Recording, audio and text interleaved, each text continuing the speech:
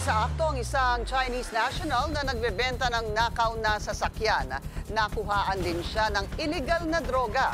Ang detalye sa agenda report ni Francis Polve.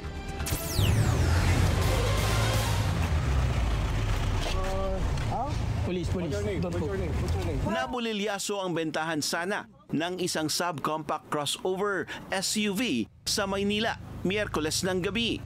Ayon sa PNP Highway Patrol Group, isang Chinese ang nag-aalok nito online sa halagang 180,000 pesos lang. Kaya naman nagka-interes ang isang taga Central Luzon. Binalidate po niya kung bakit ganun kababa yung sasakyan na binibenta sa kanya, and it so happen na ito pala ay alarmado. Matapos i-report ang hot car for sale, agad nagkasa ng entrapment operation sa Pandacan. It so happen na nung in-entrap na ng ating mga kasamaan itong Chinese national, siya po ay mayroong possession or bit or gamit na isang Mercedes-Benz. And during the tinatawag po nating TIIR or yung Technical Inspection and Inventory Report, no, napag-alaman po na during the inspection ay meron po siyang mga nakatago or doon na po sumambulat yung ating po mga nakumpiska na hindi po baba sa 45 pieces sachets of party drugs along with the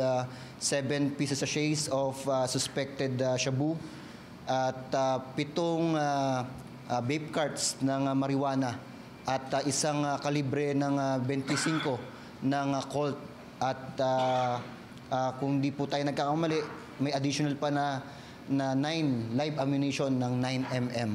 Aabot sa 785,000 pesos ang halaga ng nakumpiskang mga droga. Napag-alaman din na walang lisensya ang dala nitong armas. Wala ding ORCR ang gamit na sasakyan, pati ang ibinebenta niyang SUV. Hindi inaalis ng HPG ang posibilidad na miyembro ng triad ang sospek. May marijuana, may cocaine, may party drugs or ecstasy, and even suspected shabu. So malaki ang network nitong tao na to, and again, tuloy-tuloy po yung investigasyon na pinapalo ng yung PNP HPG.